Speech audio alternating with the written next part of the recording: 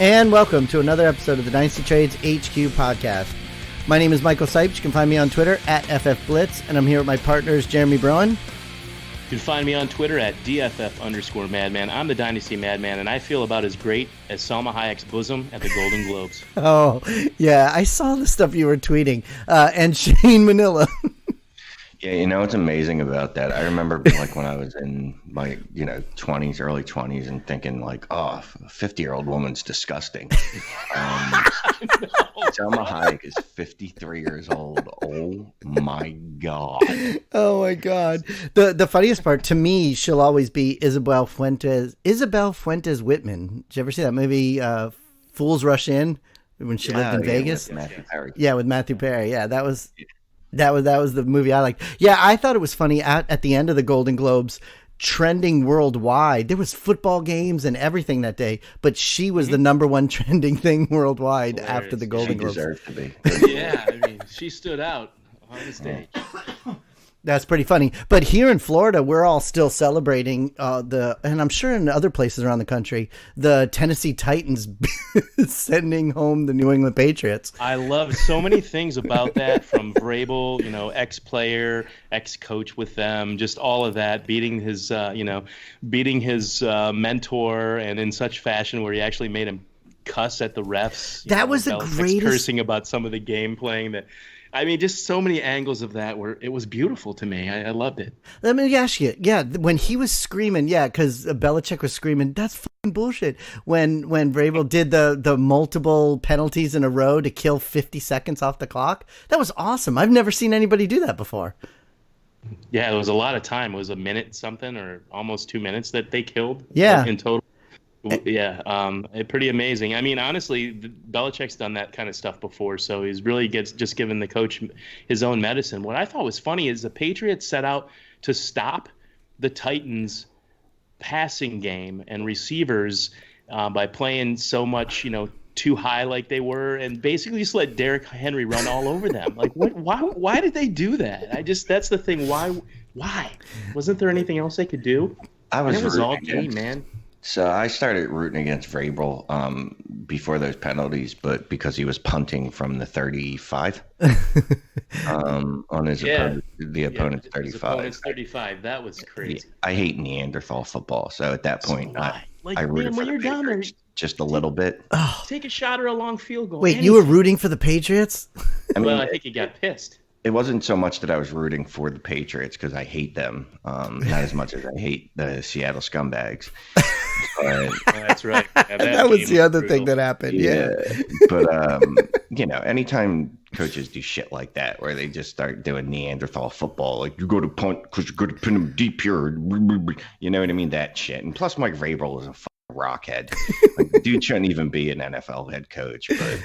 But anyway, so I'm just glad the Titans beat him, though. Yeah. The joy of watching the Patriots lose overtook me. And shout out to our buddy Tacit Assassin, Zach. I was listening to Dynasty Dummies today, and he had a little interlude and set to the regulators. It was Patriot haters, and it made me smile because Patriots. And it's funny too, I got beat by Derrick Henry in like 3 fantasy bowls the week before, so I hated him, but I was loving him during that game. Yeah, and I know, Shane, I saw some of the stuff that was going on Twitter with you because of the Seahawks taking out Wentz in the very beginning of that game. Not even flagged, not even called, man. It's disturbing. Same thing happened to Josh Allen, but I know you were pissed. The Eagles fan among us. God, you had to be seething. I mean, if Seattle was closer, I would have walked there and set the whole city on fire. Jeez. Yes, but it's funny because, I think I talked last week about how my follower counts fluctuate. Yeah. I lost somewhere in the neighborhood of 15 followers during that game, which, whatever, fuck you. Because, you know me, I rage tweet. Yeah. So at one point I said, you know what? It's only fair. Russ was lost to Wentz was lost to a dirty hit. It's time to repay the favor. I was seeing some of the stuff you were writing, and I didn't text you on the side because I could tell you were really kind of pissed off. No, let me say that, Paul. That was let me tell you non- this, though. The one thing I wasn't doing was pretending that I wanted to fight Clowney. Jadeveon Clowney. Clowney. Because I saw too many Philadelphia fans tweeting like, "Oh, I'd pull up on Clowney and beat that ass." Oh, and, yeah. No, you wouldn't. Clowney's No, you like wouldn't. 6'3", 280 of solid muscle. Like he would absolutely destroy you, me, our entire families. So at no point did I actually want to fight Clowney because I'm not stupid. You are a rational man, after all. I did want him thrown out of the game, though, and I think he should be banned from professional football. Nice. They should have the non-call on that. The same thing with Josh Allen. I thought that was a bad non-call. Everybody saw it. I know that's what, at least some of the officiating crew saw that hit. Helmet right in the head, low to the ground. And I think it's just subjective as hell. Like, they make some terrible calls, and then last year we saw Tom Brady.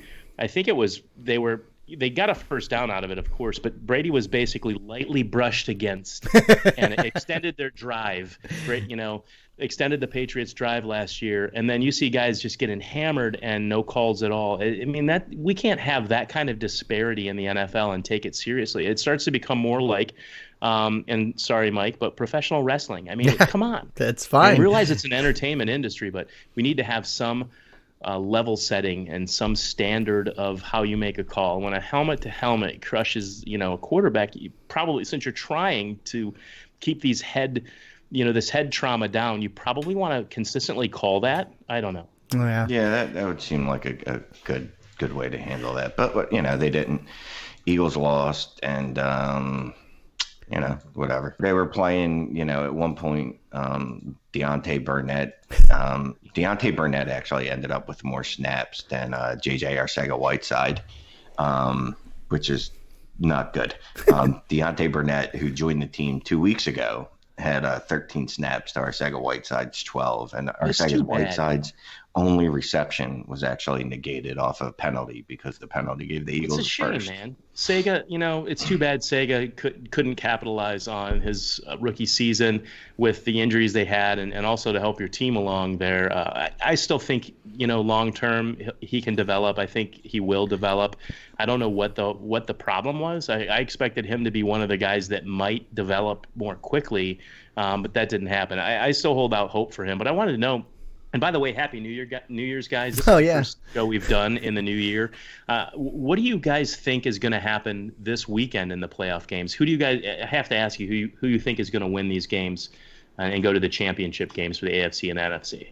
What do you think? Well, it's different. What do you think, or who do you want? Because there's two different things. What do you think is going to happen? Yeah. I hope Seattle loses 337. I knew he was going to say that. Yeah.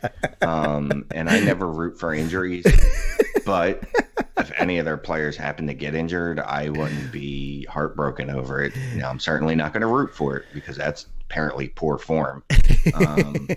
Yeah, I don't root for anybody to get injured. I do root for teams to get their asses kicked, though, and whatever, not do anything well on their end of the field when they've got the ball. But I never root for guys, even the ones I don't like, to get hurt.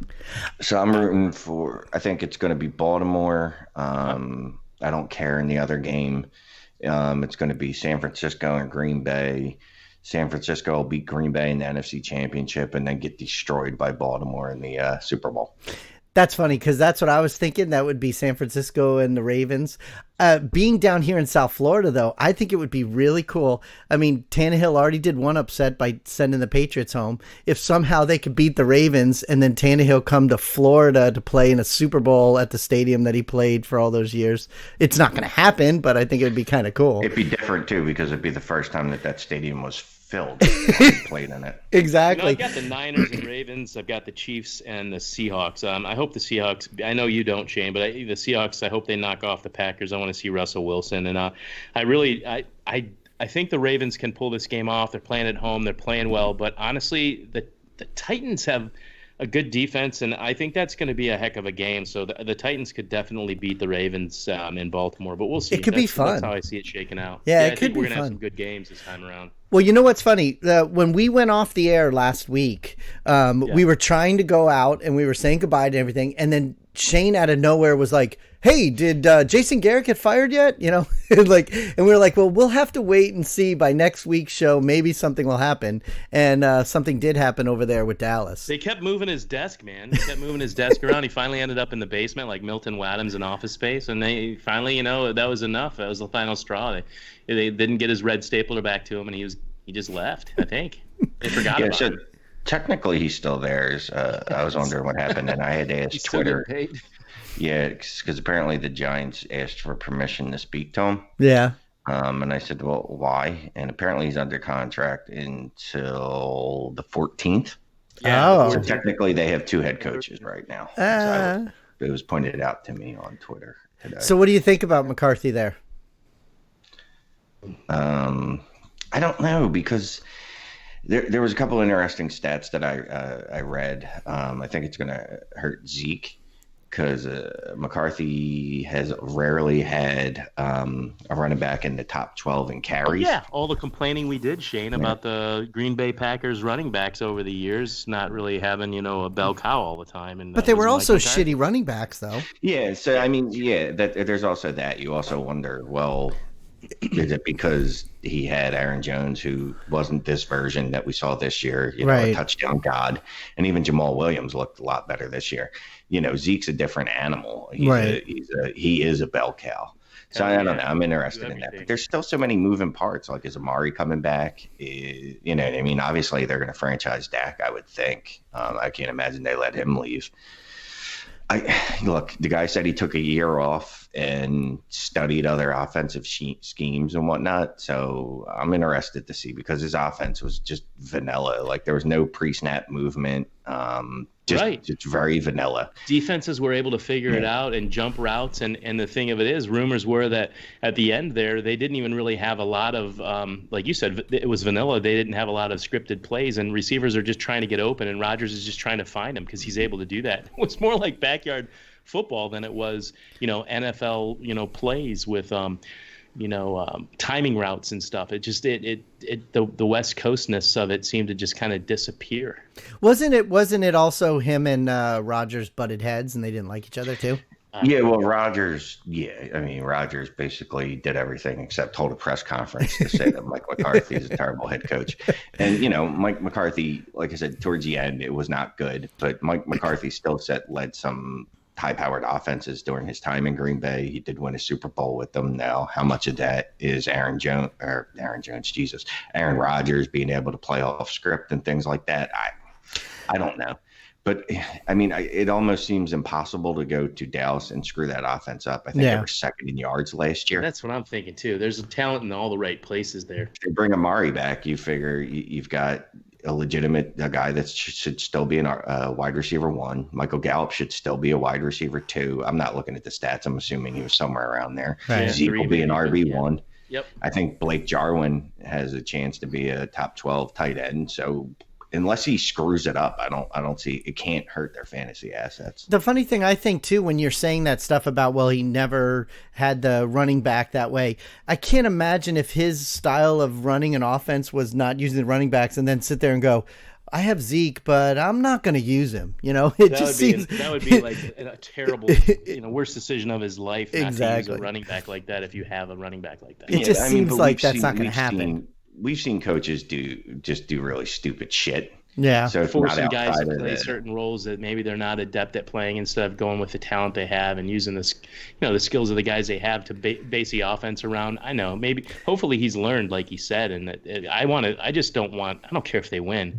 I just want the fantasy production to continue. I need them to go, 7-9 every year. I was going to say, as an Eagles fan, I need their fantasy assets to do well. And as an Eagles fan, he's got to want them to shit. He could have been a color commentator for a year on ESPN or the CFL or somewhere, but he apparently spent the year studying offenses, and I don't know. Hopefully, he learned some things, and he's got a quarterback, one of those newfangled quarterbacks, and Dak Prescott, a souped up version of Aaron Rodgers as far as the rushing ability. So we'll see what comes. I expect that it should go well.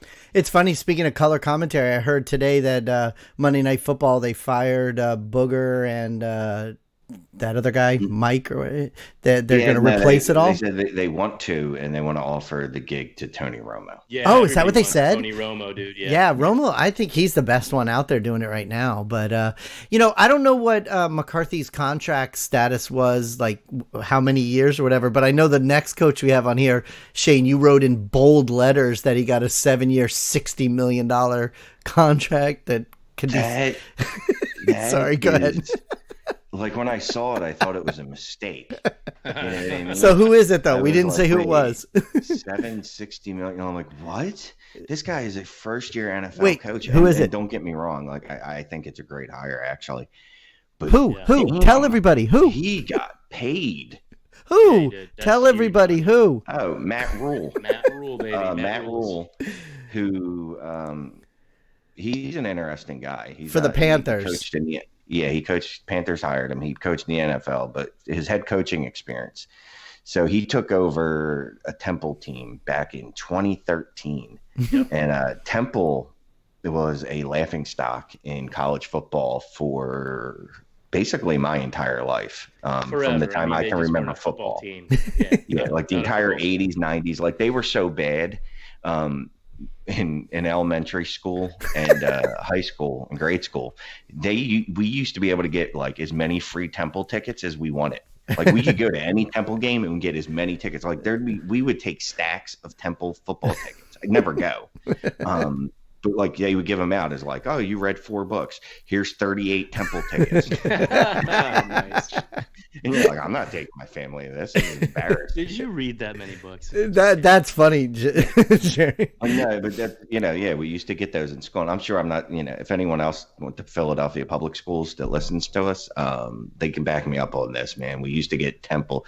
You used to be able to get tickets to Temple football games for reading books. So they gave him a 7-year, $60 million. Like, why then? Because he's a hell of a fucking coach, dude. So anyway, where I wanted to go. So his first season with Temple, they were 2-10. He left after back-to-back 10-win seasons, bowl seasons. In 2015 and 16, he went to Baylor after the Art Briles thing, letting all his players get away with literal rape. Oh God! Drunken rape parties. Yeah. Oh my God! So they were 1-11 his first year and 11-3 this year, and I believe they won the Sugar Bowl. Wow. Yeah, and what I love about him is when he was at Temple, it was a run first offense. And by run first, I mean like old school run. Run all the time. Yeah. Run up the middle, my running backs running it. In Baylor, he was running a lot of RPOs. Now, if Cam Newton can come back, he seems like a guy that might be able to run the RPO, huh? I'm looking forward to him with Cam Newton. I was hoping they'd get a coach in there with some real offensive sensibility that wouldn't mess up what they have that works well and wouldn't detract from what their star players have done. Maybe make them even a little bit better, but get that offense really, really fine-tuned. He seems like a guy that can pull that off, and I think that was like people were saying that was the Giants' first coach, Matt Rule. And so, they're pissed. You mean their first choice? You mean their first choice? That was definitely their first choice. And the rumor is he gave them a call and said, hey, you want to match this? And the Giants, much like I did, said, wait, how much? And they're like, no, we're good, fam. Good luck with that. What I like about him is that, like you were saying, I like his adaptability. He's not going to look. When he got to Temple, he said, all right, these are the type of players I have. This is the type of offense we're going to run. When he got to Baylor, he said, these are the types of players I have, so we're going to run this type of offense, obviously a different type of offense. And that's kind of what you want to see. You don't want coaches forcing players to fit into their scheme so much as, obviously every offense has a scheme and you try to get players that'll fit that. But if you get somewhere and you see you have a bunch of players that are particularly good at one type of offense, run that offense. But these are strengths, yeah. But and then like you're saying with the Mike McCarthy thing with Zeke, but when you were talking about running back, so what do you think about CMC? He's really good. Yeah. Look, but is it going to change anything? No, I don't think. I mean, I think he's going to get a quarterback that can run RPOs. That's Lamar Jackson, Kyler Murray. A step above Carson Wentz. He's going to get a guy that can run RPOs. He's going to spread the ball out. He's going to have a spread offense, and he's going to use the dynamic playmakers he has there. And McCaffrey, you'll probably see another 100 targets. He's not going to mess with what McCaffrey can do, which, McCaffrey's used in the passing game a lot too. I mean, honestly, I'm looking forward to Cam Newton coming back because I think that's going to be great just for the receivers there. I think for the longest time, Kyle Allen could only throw one route. It was a slant pattern from either side to DJ Moore. Get a guy, and I never thought I'd be talking about, Cam Newton as a passer, but bring back a guy that can throw a little bit more accurate with more accuracy to more patterns across the field, and I think this guy's going to work wonders. I think we're going to see a rejuvenated Cam Newton for sure. Do you think CMC should be the 1.01? Because I'm seeing that all over the place with ADP and stuff. No. Wait, that was one says no. Right now, people are saying that he's the 1.01 for going into next year. Yeah, sure. I'm saying it didn't change for me. I mean, he was going into this year. I don't see why you would choose someone over him. Well, you say yes, and Shane keeps saying no. So I'm taking Saquon Barkley. A healthy Saquon Barkley is better than Christian McCaffrey. Oh, I disagree. I'm going CMC. He's in his prime. You're wrong. You were saying I was wrong when I was saying take CMC over Saquon Barkley and other guys, a year ago. But I don't see how it could be wrong. Look what he did this year. I mean, until he declines a little bit, no way. No, he'll never decline. Never. No fantasy football players never get worse. Dude, Christian McCaffrey had the perfect set of circumstances. He had an injured quarterback and ended up with a quarterback that couldn't throw more than 6 yards. Hi, Kyle. Oh, I'm going to check down the Christian McCaffrey. You're not giving him enough credit, though. That's funny. No, he's a great player. Saquon's better. Well, what's funny is the next coach we were going to talk about is now Barkley's head coach. So who is Barkley's head coach? Anonymous white guy. Even the name sounds kind of made up, right? He has coached for the Patriots. He's an NFL coach, special teams, wide receivers. But yeah, I never heard his name before either. Joe Judge, right? Yeah, he was the wide receiver coach. He took over for Chad O'Shea this year as the wide receiver coach. He coached special teams before that, and somehow Eric Bieniemy, who runs one of the best offenses in all of football in Kansas City, can't even get an interview. So how did this guy slip in there then? Because he's white, and he coaches under Bill Belichick. That's probably more like it, not the other part of it, but everybody it's probably Bill Belichick. Has a lot to do with it. Look at the. There's a reason that 70% of the league is black, yet the head coaches make up 4% of it.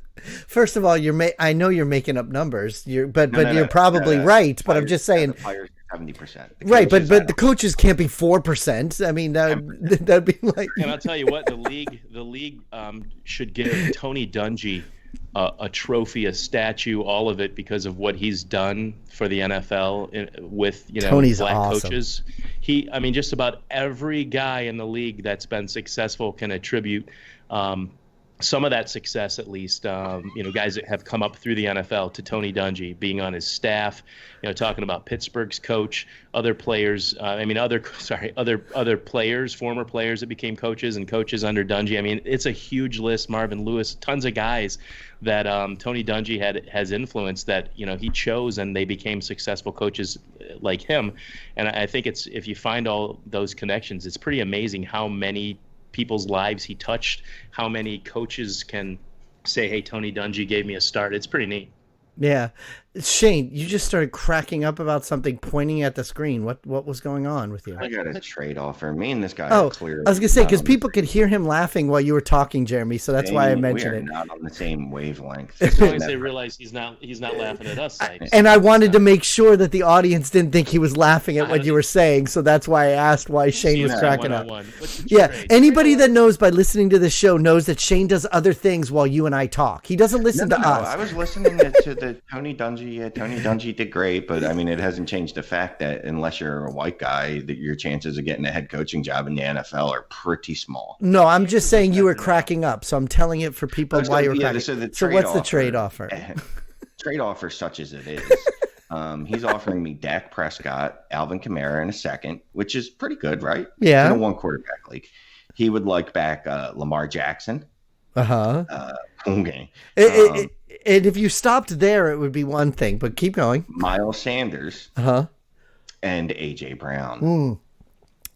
AJ Brown is involved in so many different offers on all over the Twitter, everything the last couple of weeks. Yeah, but this would not be selling high on AJ Brown. No.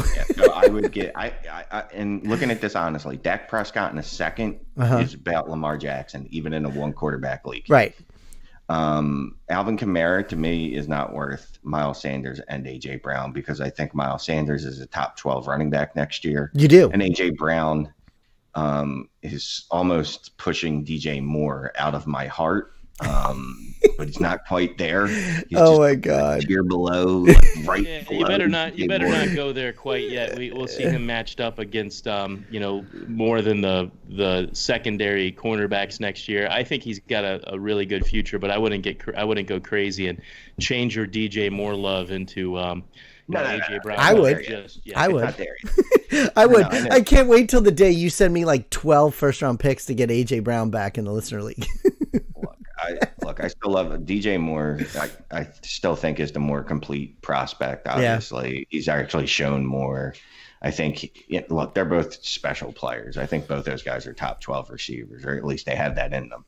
It's interesting. Do that trade? What's wrong with it? Yeah, right.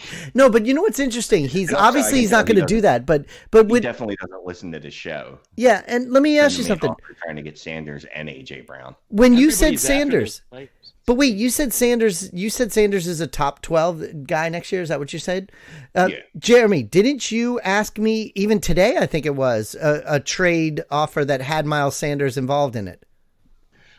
People are trying to get him on the teams that I have him, and I think I have him in maybe three spots, but I think in all three cases, owners are trying to trade for Sanders by offering me various things. And one of the better, more tempting offers I got was Keenan Allen. Bill, what's that? It was Keenan Allen, wasn't it? Yeah, it was Keenan Allen for Miles Sanders.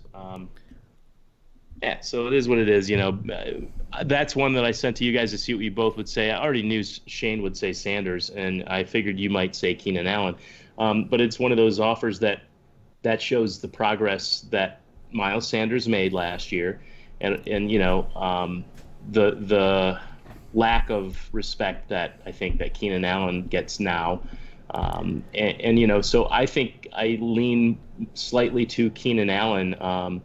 But I still don't really, on the team that I got that offer on, Shane's in the league, I don't really want to move Sanders for Keenan Allen because I'm loaded at wide receiver, and I'm not loaded in any way at running back. In fact, I need Sanders. So I kind of have to, figure out how to get running backs back. I don't have a lot of picks to get them in the rookie draft and stuff like that. So that's the only thing holding me back is that I'll really sacrifice my ability at running back. But otherwise, I think straight up, Keenan Allen's fine value for Sanders. I'm not big on running backs generally. I prefer to have top tier wide receivers. Right. And the conversation you and I had was also like, if it was in a vacuum, that's what we both agreed. But on a team like yours where you needed to have the running back, then it ends up tipping the scale a little bit the other way, But obviously in Shane's point of view, it would have been the running back, no question.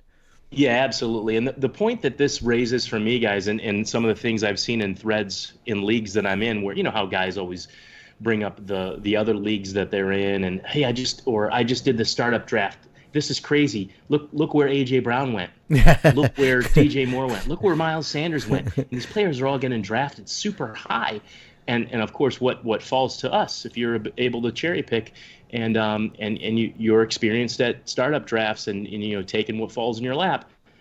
I want to do a startup draft so bad. I don't need any more leagues. I've actually just left a couple, 3 or 4 actually. I shouldn't do it, but I want to so badly because I want to capitalize on those values, on those things that are falling through the cracks because everybody's after. DJ Moore, AJ Brown, they're after all these players, Chris Godwin, first round guys, and letting things that are have been more consistent for a few more years fall to like unbelievable places. I don't have a ready example for you guys, but I saw some crazy stuff that players dropping into the 3rd and 4th round of startups, and I'm like, man, I'll just move all those 1st and 2nd round picks and get 3rd and 4th rounders, like we did last year. Like we did last year in those leagues that we were in. But don't fall for it. Don't get sucked in. We worked hard to pare it down. Don't get sucked back in. What were you saying, Shane? So yeah, I'm actually in a startup right now. Oh, Well, no, this one I actually joined. I want to say mid-season. oh, okay. So like Oh, I had you were already. telling us about that.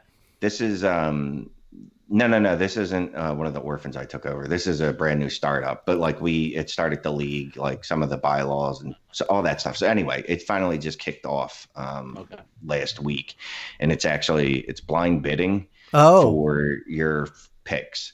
So we for had your to do picks? a blind. So basically, you put in a blind bid on a random player. So my name's Shane, so I had to put in a player bid on a player with the last name of S. So just say Curtis Samuel, for example, right? Okay. So whatever, but that's how you denote, like, whatever. That's just the way they did it. Okay. So if I put, my bid was $400, well, that would win whatever order, however much that. Okay, so if let's do math. So if I put in a bid for $400 and that was the highest blind bid, I would get the 101. Oh, okay.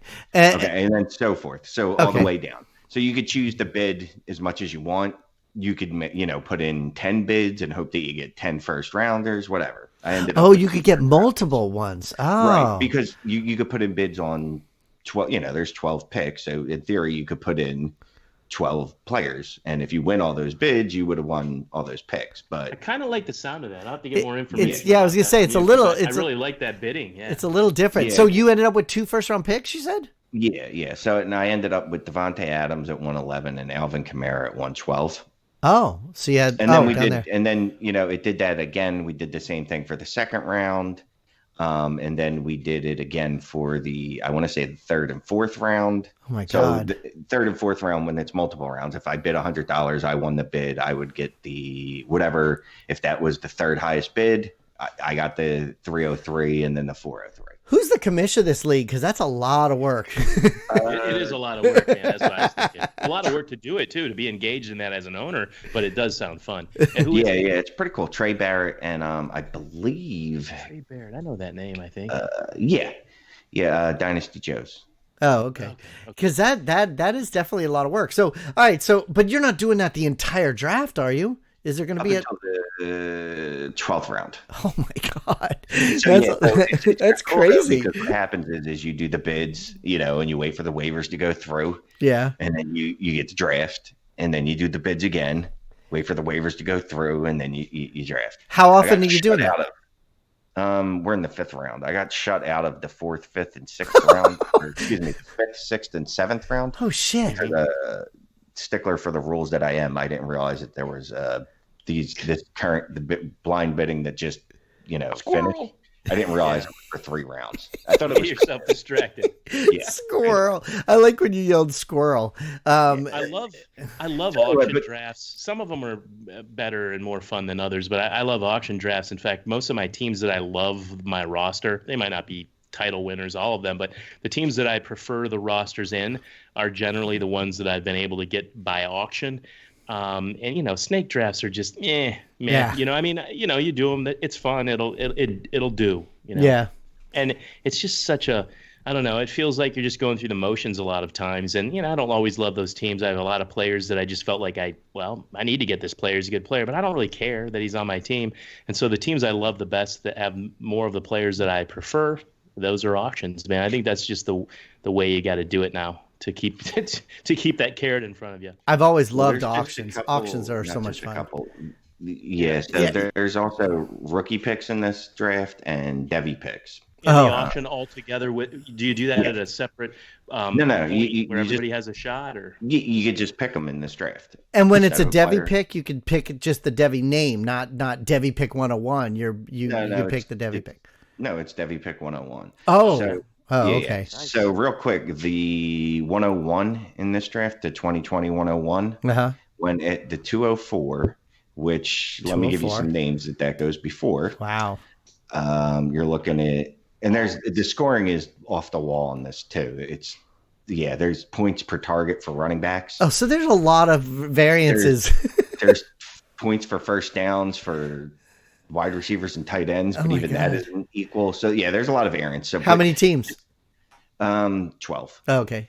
But I would not want to be the commission this league, but I might actually take a team in a league setup like that, I think. So some of the players that went after the 2020-101 in this were DeAndre Hopkins, Joe Mixon, Kyler Murray. Wow. Josh Jacobs, Mike Evans. Mike Evans won it to 302. Wow. And all I thought when I saw that was, it does not matter what Mike Evans does. He will never get the respect he deserves. That's so crazy. But Chris Godwin went it to 203. Even the D-Hop thing is crazy to me. But like you said, every league's different. The scoring's weird, all that kind of stuff. But yeah, the scoring is definitely bonkers in this. Go ahead. I was just going to say, like, I'm drafting not how I usually draft, where I'm like all wide receivers my first, 5 rounds. Well, Kamara, Henry, and then Carson Wentz. You know what else makes a difference with that too is that certain players like you, for instance, got multiple picks in certain rounds. So if there's teams that are getting multiple picks, then they're drafting players that they need or want. So then other players will fall not necessarily the way they usually would. I mean, there are so many things it seems like you could do, and just off the top of my head, and with strategies on this, which got me thinking. Some of these leagues that are set up by commissioners. There's too much going on, and not all of it's good. But what you're talking about, giving everybody a shot to bid like that, that's appealing to me. I think that I'm intrigued by this. I want to know a little bit more and want to see the bylaws and stuff. Send me those. Yeah, and that's why I joined it, because I'm not looking to join any startups. I cut a few leagues. I did take over an orphan or two.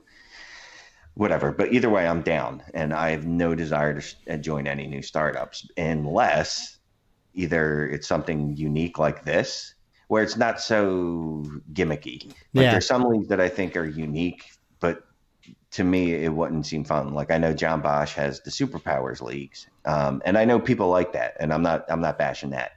But just for me, that's not something that would interest me. I'm more interested in things like where there's tiered scoring and things like that. Yeah. You know what I mean? Yeah. No, I can see why you like that. I mean, we're all in a lot of the same types of leagues, and even some of the more off the wall incarnations of things in creative. But some of the stuff becomes a little too high maintenance and not as enjoyable. But the way you're talking about the startup and the scoring sounds cool. And I honestly want to set up a startup where.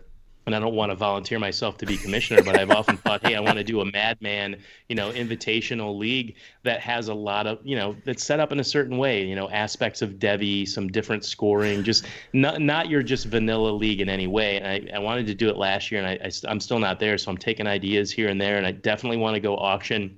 And I'm definitely going to need co-commissioner. I want to come up with a really cool concept. And, I just wanted to say, kind of like in the movie, Night at the Roxbury, I cut you guys in. I cut you in. Can't that fit in what we were talking about before anyways? We still have to come up with an HQ3. We're doing a third league for the HQ. And maybe we'll do something different than the other 2 leagues, Yeah, I can send you guys the link to this, because it's bananas. It's a cool way, because a lot of times copy leagues. I think copy leagues are really cool now, even though I detested them when I first started playing. I was like, those are stupid. Now I love them. You mean where you have like 12 multiple teams on one side, 12 on the other, with the copies of Odell Beckham Jr., copies of Kyler Murray. Yeah, I'm in one like that too, and I like that setup, but it's IDP. I like everything about it except IDP. Yeah, IDP. And we don't know if MFL is going to be able to support those still. So any of us fine folks that are in pigs leagues or kitchen sink leagues are kind of holding our butt cheeks right now. Kitchen sink leagues could go down for sure. Well, maybe. I will not be happy. Well, maybe for HQ3 we'll figure something out. We still have. I'll send you the link on this. We could steal the entire setup. We'll definitely talk, guys. We'll create this HQ3 with for sure auction, because all 3 of us want to do that, and we'll decide how to set it up. But yeah, I'm excited. Well, we also still have to announce about who we're replacing in HQ1 and HQ2, but we'll come up with that in the next week or so. Now, listen, we have some trade offers here on the show sheet. Not trade offers, trades. Shane, it looks like you did a trade where it was a combination of 2 trades that have like, it's all over the place here. There's so much going on here. And this is trade 1 and trade 2. Right? So the first trade, I was offered Devontae Adams and Marvin Jones for A.J. Brown and Deebo Samuel. Okay. And I'm like, look, I love A.J. Brown as much as the next guy, but Devontae Adams is a legitimate, he's a wide receiver one. And pretty consistent too, yeah. Yeah, I mean, he was injured last year, so he missed some time. But most of the time, he's 20 points a week. I'm bagging that. I'm taking that, right? Took it, accepted it. I didn't want to give up Debo and A.J. Brown because, I like both players. And as soon as I hit accept, I started going through withdrawal. And wait, before you finish, this is part of what we've talked about in the past with you. Whenever you do a trade, it's not always the end of the trade. There's always some kind of thing going to happen. So but the way you're saying it, it sounds like it happened like right away though. Oh yeah, pretty much. So, like 3 minutes go by and I think I went out to smoke a cigarette. 3 minutes. I miss AJ Brown. I don't know. I'll put it to you like this. So have you ever, when you were younger, obviously not when you're married, because you don't, but when you were dating and you broke up with a girl and immediately regretted it. You're like, that was a terrible idea. Why did I do that? Like my friends told me she was a bad girlfriend. She was freaking awesome. They're terrible friends. You know what I mean? It's kind of one of those deals. I don't do that now because I'm married. Yeah, so I don't break up with my girlfriends. I just ghost them.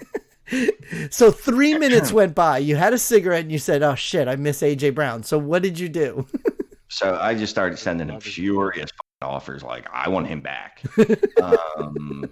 So what we finally settled on was, I didn't put the picks on here. Damn. Yeah, you did. They're all over the place. There's a ton of picks. 2021 third. So I gave up He gave you with AJ Brown. Okay, a 2021st, two 2021sts, a 2022nd. Oh wait, I gave them. Jesus Christ. Here, I'll read it for you. You gave two 2021sts, two 2022nds, and a 2021 second. So you gave 2 1s and 3 2s.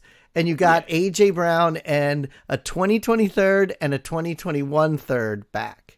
Yeah, whatever. The 2021s, I don't give a flying about. Right. So what are the names? What are the names on those trades? Newts McBoots and Newts McBoots. Right. So what? I gave up the 1-8 and the 1-9. Okay, so it's the super flex league. That's what I wanted to ask you, because you did the same thing to me with AJ Brown, where you were trying to get AJ Brown back from me in HQ1, and you sent me those later picks. You sent me like the 109 and the 113 or whatever the hell it was at the time, and I didn't do it. But so he did it.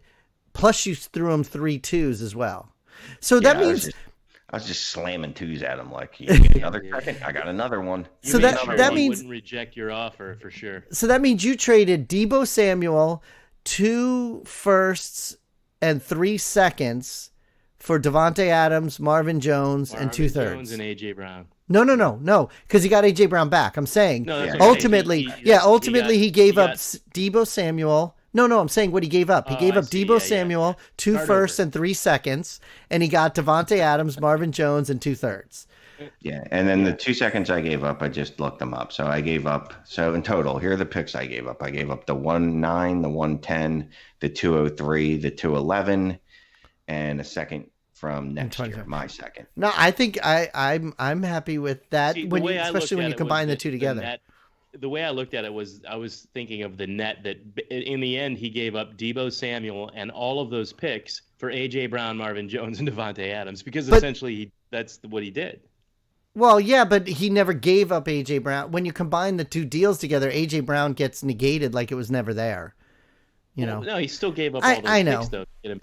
But so I mean, I'm still saying he won because he got Adams, Brown, and Jones, and he gave up Debo Samuel and a bunch of picks.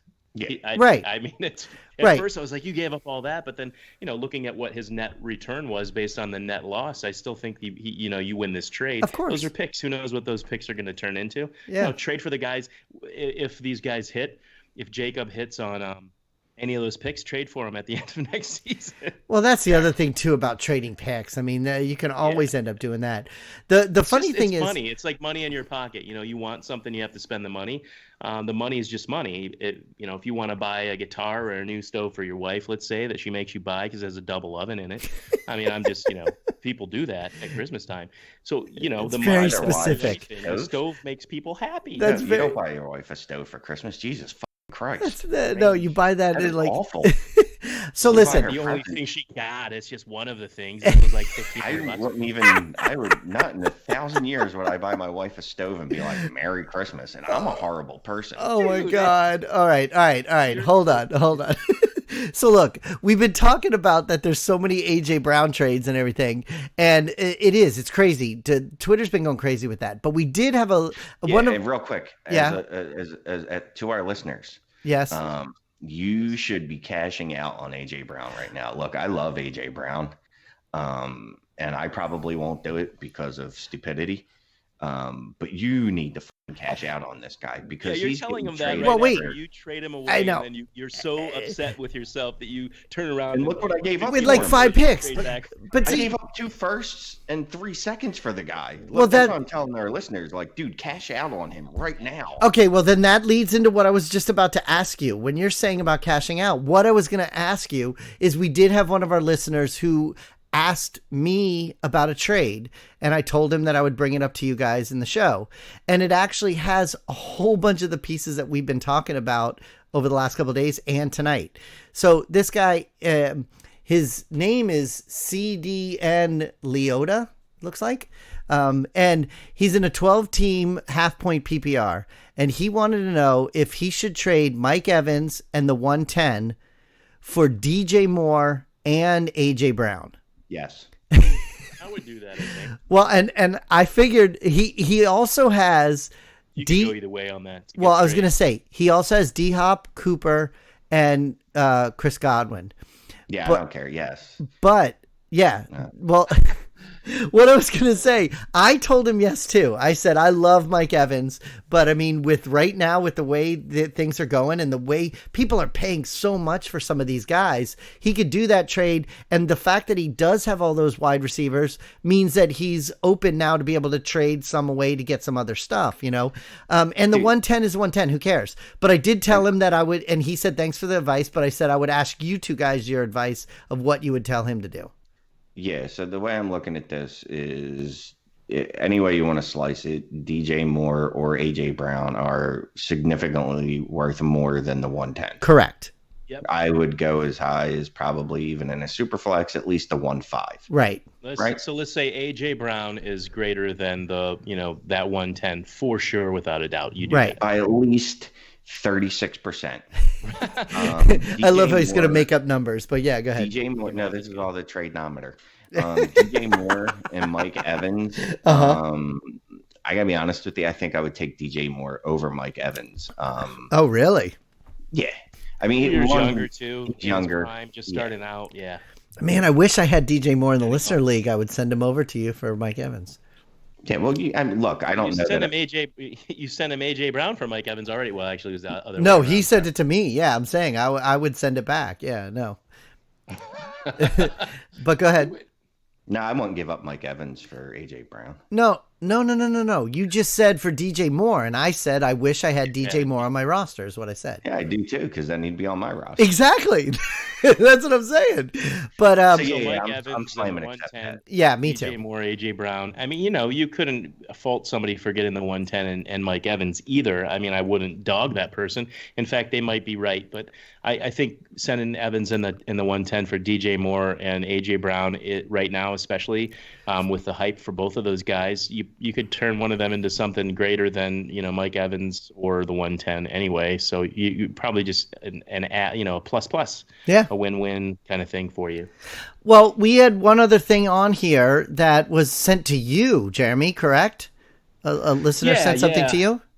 A listener reached out to us at Mike Solicito1 at Mike Solicito1. He said, "Hey, Madman, I have Josh Jacobs, or I get Josh Jacobs, Curtis Samuel, Ronald Jones, and DeAndre Washington." He's thinking as a handcuff, but he has to give away Darius Geis, who I think still plays NFL football at running back, Terry McLaurin, Deebo Samuel, and the 111 in 2020 in the rookie draft.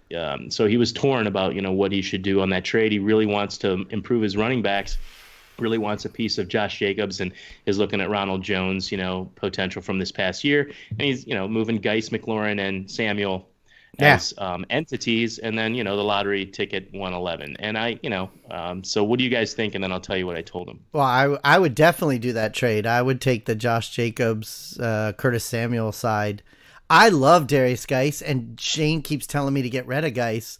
I like a lot too, that. But I would take the Josh Jacobs side. I mean, and Jeremy, I know you love McLaurin, but especially like you said, the lottery ticket with the pick, I would have to go. I mean, to me, it seems like it's a no-brainer. I would do the Josh Jacobs, Curtis Samuel. Shane just put his face down in his hand.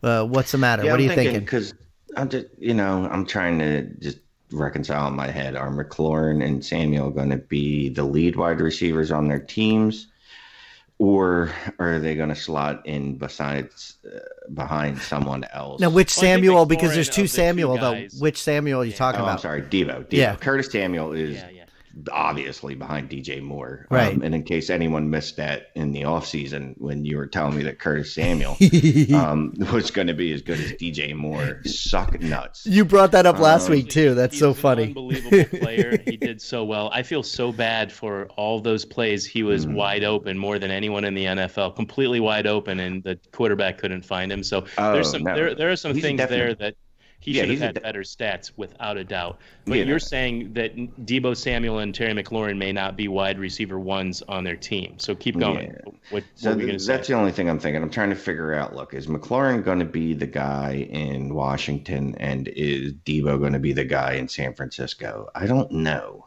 I don't think so. Of the two, McLaurin could be the wide receiver one for the Redskins based on what he brings to the table with the speed, the long ball, not just the catching ability. Deebo, probably not ever a wide receiver one, though he could prove us wrong, but I get where you're going with that. But is that going to be more valuable to you than the obvious starter with Josh Jacobs at running back? Here's the thing. So you have Josh Jacobs, who's a top 12 running back when he plays. Ronald Jones, who I still have a softie for, but he's still tied. Softie doesn't sound right, though. Because it's like it's getting there. Yeah. It's almost, Oh, God. Hey, can I title this episode a softie for Ronald Jones, or is that something we could do? No, you know what? Because I think I stole that from the Dynasty nerds. Yeah, so no.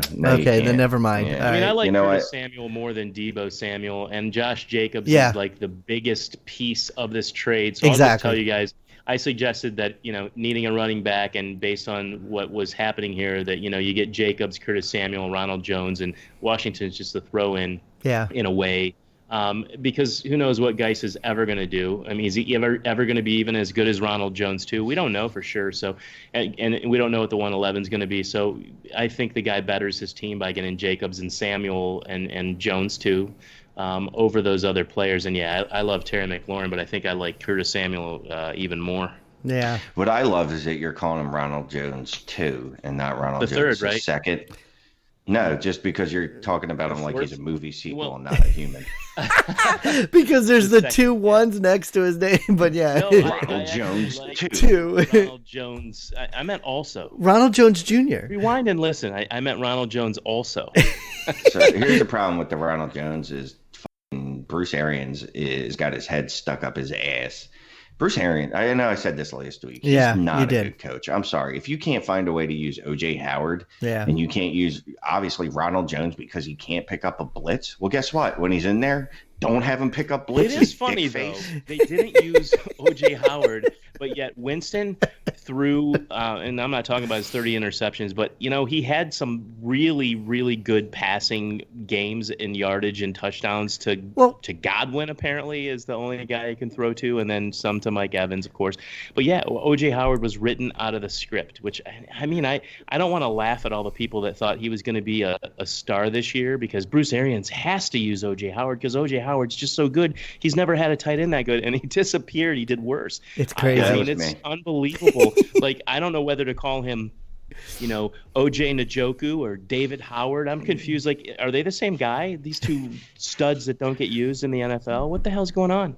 Bad head coaching, as you can attest to in Cleveland, and bad head coaching in Tampa. Yeah. So anyway, I take the Josh Jacobs trade after I take the Josh Jacobs side. He's the surest pick out of everything in this trade. I still think Curtis Samuel has at least wide receiver 3 upside. I like Ronald Jones enough that hopefully Bruce Arians gets fired soon, or he gets his head out of his ass long enough to realize that, oh, wait, Ronald Jones is a really good running back, and maybe I shouldn't have been giving the ball to Peyton. Negative force feeding the ball to Peyton Barber. Yeah. Well, okay, so we all agree with that one. So that's a good one. So we do. There you go at Mike Solicito 1. There you go, buddy. Straight from the horse's mouth. And I'm tired of talking. Well, so that's what I was just about to say. We're going to go ahead to our Patreon. And you know what? Hold on. We have other things we have to do. We are done, but we have to do 1 or 2 other things before we go. And no, we don't. Yes, we do. The only thing we have to do is tell people that if you want to send us some questions like Jeremy and I just answered your guys' questions, send us some questions over to our Twitter account at DynastyTradesHQ. And, we also have a Patreon account, which, Shane, tell them about the Patreon account. Then we'll go do a Patreon episode. Oh, okay. So when you're a patron, you get the uncensored version of this show, which is exciting. And I've been told by every patron that it's actually more exciting than you make it sound. I was going to say, the way you're saying it is just like you're putting me to sleep now. Every patron tells me that they prefer the uncensored version. Yes. Which, look, I understand. It's like when you had sex when you were younger and you had to use a condom. It wasn't as good with the condom. It just never is, right? You know, you're sitting there and you're weighing your options. You're like, look, does she look like she's dying of AIDS? Probably not. So I'll just go without a condom. Maybe I should have let you wrap up the show. That's kind of what it's like to be a patron and get our uncensored episodes. Like, you know, they're very pretty. I don't think they'll give me 8. Oh my God. Okay, well, also, we have an awesome group me chat where basically we just go nonstop. No one shuts up. It's like 87 of my wife in there. Oh my God. If there's like multiple versions. If there was an actual like copies of people, that's what it would be like, because my wife loves to talk. Yeah, so the group chat's always going. It's awesome. We're always talking about, you know, start sits, trades, startups. About something, man. Can I just say, the only reason I wanted you to tell anybody about it is because I figured it'd be some kind of outrageous thing. Most people will go, oh, here comes all the plugs. All right, I'm leaving. But people want to hear the way you say stuff like that. I didn't know you were going to go with AIDS and condoms, though, but you know, some tears out there for you. Join up. All right. Well, no, but you know, you bring up a good point, though, Michael. Yes. Look, people, I know we all think AIDS was cured because of Magic Johnson.